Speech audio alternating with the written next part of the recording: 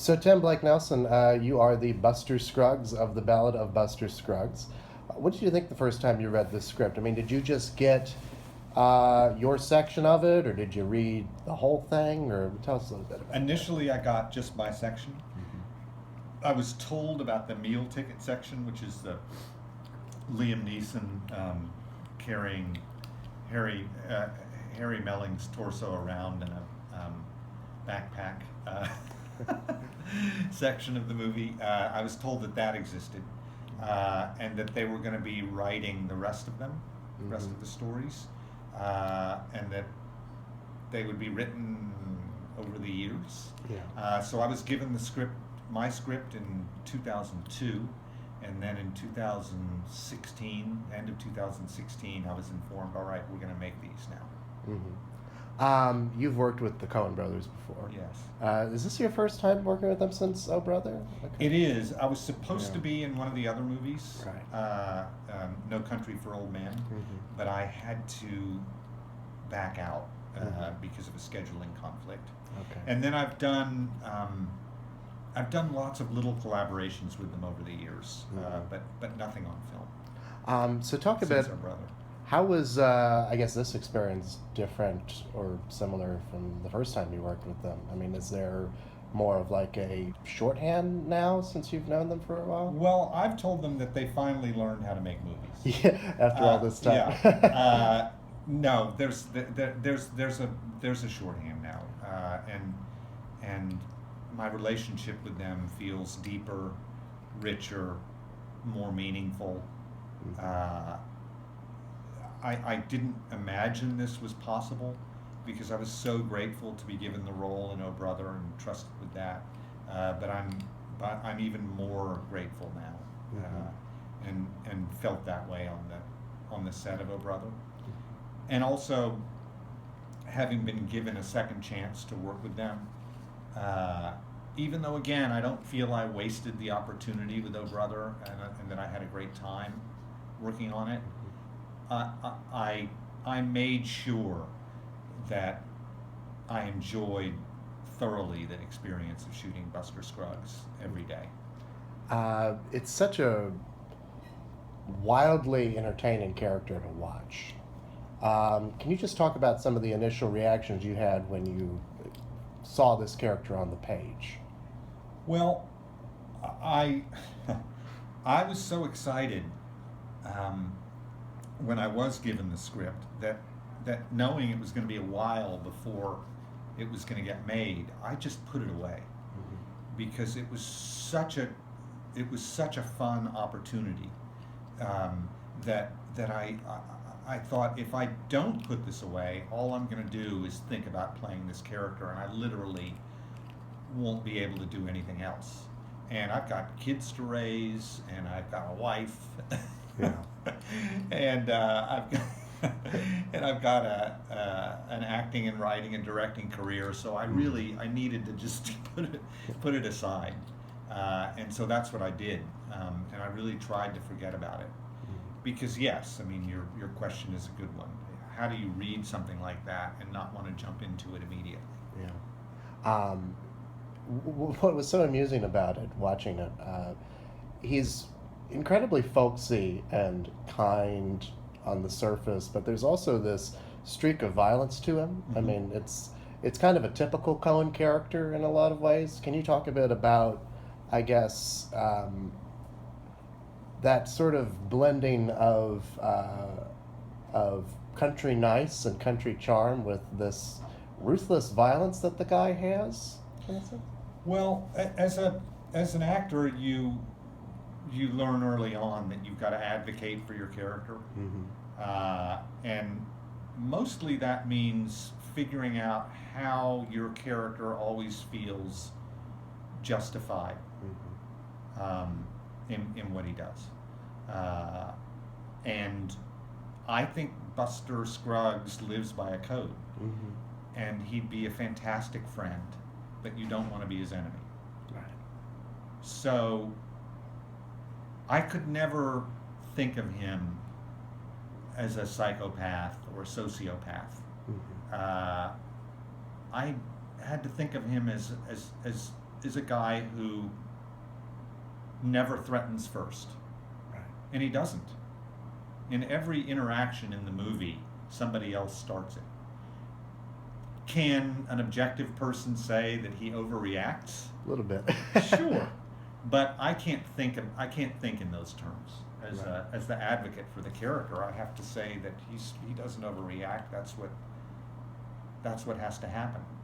Right. I mean, in sort of every situation he finds himself in, violence sort of presents itself in a lot. Like, and he just sort of has to deal with it in his own way. I suppose. That's exactly You know, right. Kill or be killed. Yeah. Laws of the West. And in one instance, without spoiling it, he even tries to avoid killing someone, Right.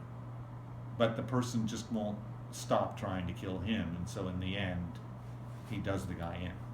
Well, it's a brutal place, the Old West. I mean, Yes. as you see in any of those, not just in this movie, obviously, but in like any John Ford Western or Peckinpah or anything like that. There's also a wonderful musical element to it. I mean, it's the Ballad of Buster Scruggs, and so your character also gets to sing as well. Can you talk a bit about that aspect of it? Have you done a lot of musical theater type stuff in your career? I did a little bit of musical theater early in my career. I did this avant-garde play called Dracula, which by Mac Wellman, which was something of a musical. But I'm not a musical theater actor. You wouldn't want to put me in Frozen or Waitress or Wicked, Right. and certainly not in Sondheim. Yeah.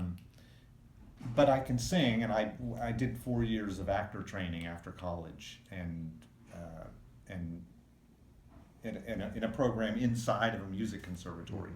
So I was always in a singing class, and I had a wonderful singing teacher for 4 years in drama school. And then I grew up hearing this music, and so it's really right in my bandwidth. So I'm a really good singer in a very narrow strip. Yeah.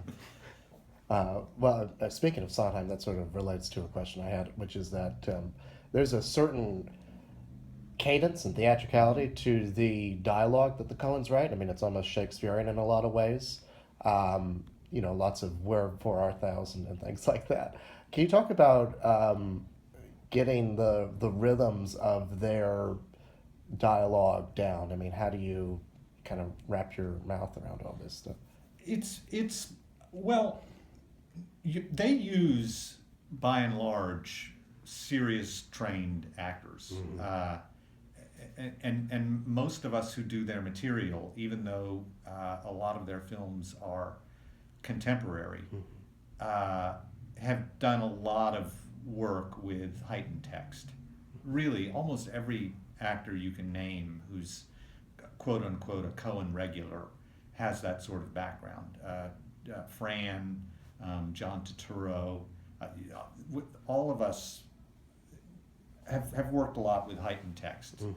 Shakespeare, Shaw, the Jacobeans, and so because they write heightened text, but like all great heightened text, it's coherent heightened text, and the cadences make sense and are the dialogue is always of a particular world that's defining itself rhythmically. It's like surfing, or you find your way onto the wave and get it at the right moment, and then you ride it through in as true a way as possible. You just have to know how to do that. So they make it easy. Yeah. It's not really as hard as it seems. I remember, there are certain technical tricks you learn when training in Shakespeare, and one of them is how to make the language feel alive, and that often involves the discovery of words in the moment. And so I was trying to do that with my opening monologue in Buster Scruggs, and I was trying to find a word, as if he was just looking for the perfect word, and then he says it. And Joel said cut, and Ethan came up and said, "Yeah, Buster doesn't really have to find the words; they're there." And I thought, yeah, of course. Right. And not, don't use the technical tricks. Just play their language, Right. as if that's the way this guy speaks. He doesn't have to find the words. You brought up your monologue, and I mean, one of the other interesting aspects about this one is that you directly address the audience. I mean, you make them a participant in his journey. Can you talk a bit about that kind of opening up the fourth wall, as it were, with regards to It's certainly what was written, and it's great fun to be able to do that. One rarely gets to, particularly in films now. Back when theater and when live theater and film shared more of the four as narrative entertainments, there was some direct address, particularly in comedies, in film, but it happens less and less because fewer people go to theater, and so that convention has died away a bit, and movies are more about listening in than being and watching, than being addressed and the fourth wall being broken. So it's a delight when you get to do that. And then on this one, it became just a modulation of, well, how much does he address the camera? And I wanted to do it every possible time I could, and do as many asides as I could. And Joel would say, "Okay, great, now do one and don't do that," and that gave them the opportunity to get the balance right in terms of how many times he does it. Right. Have you seen the whole film put together, all the 6 segments? Oh yeah, 4 times. Yeah. Yeah. I wonder. I mean, so when it was announced as like a limited series where this was all going to be cut up, and then they put it together. Do you see like a recurrent theme to all of these stories that sort of puts them together? I mean, I was, their movies always demand second viewings and third viewings and fourth viewings, so I'm interested to dive in and find more of those connecting threads. But do you see like a connecting thread from story to story? And it was always a movie. Yeah. They never imagined it as stories that would be cut up as discrete entities. It was always one whole anthology movie. And I think that what draws them together, and I felt this way when I read the script the first time, occurs in the last story. And you have this character who is a self-described reaper of souls. And he delivers a monologue in which he asks, why do we love stories?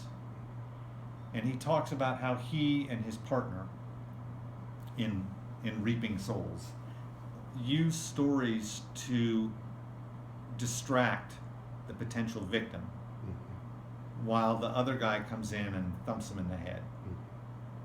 And that to me ties all of it together.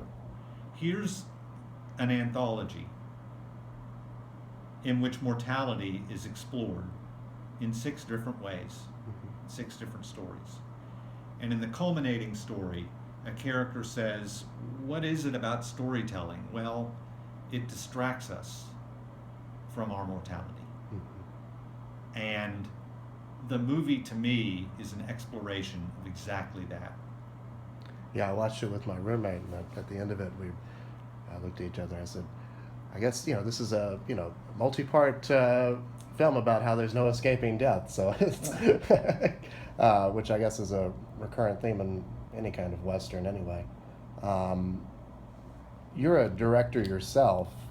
When you're working with somebody like the Coen brothers or, all of the many people you've worked with, Steven Spielberg, people like that, are you observing and taking things that you're going to use on your own sets? I'd say that I intuit a lot. Yeah. In certain respects, I observe Yeah. and say I must try that. But a lot of the process is just intuition. And I try to be on set a lot, and not just go back to my trailer. And that was easy on Buster Scruggs because he's in every scene. But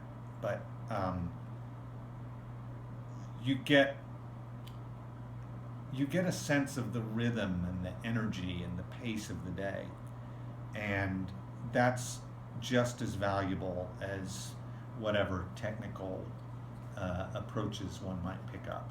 Yeah. In terms of Stephen, there's not enough time in the day, and certainly not even enough time in life to ape what he does, because I think what distinguishes him is his knowledge of every aspect of filmmaking.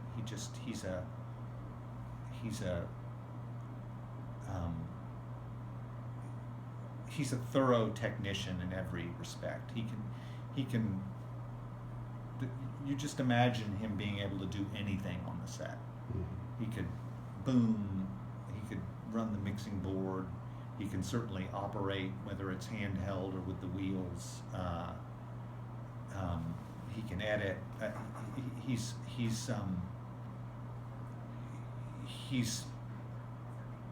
a maximalist in that regard. Yeah. And I just kind of marvel at that. Yeah. Well, this is another great movie, and Yeah. Tim Blake Nelson, thank you so much. Yeah, right.